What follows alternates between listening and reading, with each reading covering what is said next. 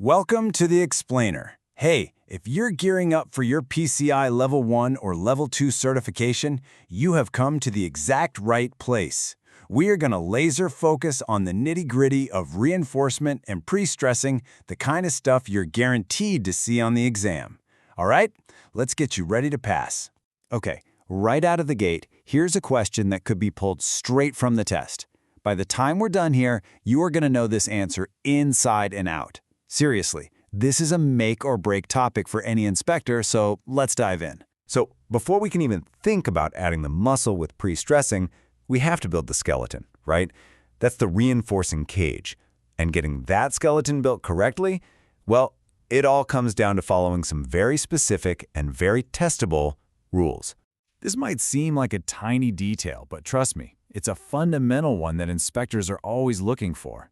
You have to match the tie wire to the rebar. It's not optional. For standard black bars, you use black annealed wire. Easy. For galvanized bars, you got to use a zinc-coated or non-metallic-coated wire. Otherwise, you're just creating a spot for corrosion to start. And for epoxy-coated bars, you absolutely have to use a coated tie wire. If you don't, you'll scrape that epoxy coating right off and defeat the whole purpose. Okay, here's a huge point of caution. Can you weld a rebar cage? Technically, yes. And this is a big but, only under very strict supervision. So here's what you need to remember for the exam. It always requires engineer approval.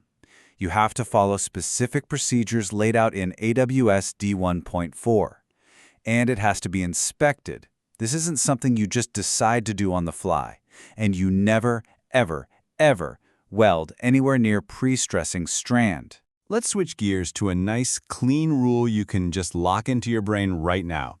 When you're splicing welded wire reinforcement, the mesh, the standard lap is an overlap of 2 of the cross wires, plus an extra 2 inches. Just remember the 2 + 2 rule. It's straightforward, it's easy to measure, and it's a perfect exam question. This gets right to the core of how a precast plant is supposed to run. For you, as an inspector, this is a line you can't cross. The shop drawings are law. If you see somebody out on the floor with a torch or a grinder, cutting a bar to make it fit, that is a massive red flag. Any modification, big or small, needs written approval from engineering. Period. No exceptions. So, you've built the perfect cage. All the rules have been followed. The next critical piece of the puzzle is putting it in the form correctly. Because if the position is off, even by a little bit, the strength and durability of that finished product is totally compromised. And that brings us to a core definition you have to know. Reinforcing bar cover. All it is the amount of concrete between the steel and the outside world. Think of it as the rebar's bodyguard. That layer of concrete is its #1 defense against rust, weather, chemicals, you name it. So why is the cover a certain thickness? It's not a random number. Engineers think about a few key things. First, exposure. Is this thing going to be out in the rain or in contact with the ground? It's going to need more cover. Next, the size of the aggregate in the concrete mix. The cover has to be at least 1 1/3 times bigger than the biggest piece of rock, so the concrete can actually flow all the way around the bar. And yeah, bigger bars and pre-stressing strands, they usually need a little more cover too. Understanding this why helps it all make sense. All right, the skeleton is built and it's in the right spot. Now, it's time to add the muscle. That's what pre-stressing is. We're intentionally putting the concrete into compression, basically squeezing it together to unlock its incredible strength. This is what allows it to handle all the tension and loads it's going to face once it's out in the field. For the exam, you have got to know the difference between these two. Pre-tensioning is what we do most of the time in a precast clant. We pull the strands tight before we pour the concrete. Post-tensioning is the opposite. You tension the strands after the concrete is already hard. The whole key, the only thing you need to remember, is the timing, before or after the concrete shows up. Now, this is so important. When you're tensioning, it's a 2-part check. You can't just look at the pressure gauge on the pump and call it a day. That tells you the force. But you also have to physically get out a tape measure and check the stretch of the strand. That's the elongation. Checking both is the only way to be sure that the right force was applied all the way down the bed.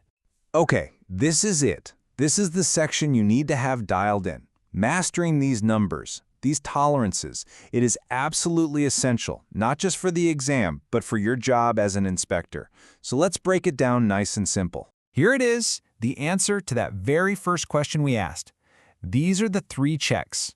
Number 1, the force on the jack's gauge has to be within 5% of what the calculations say it should be.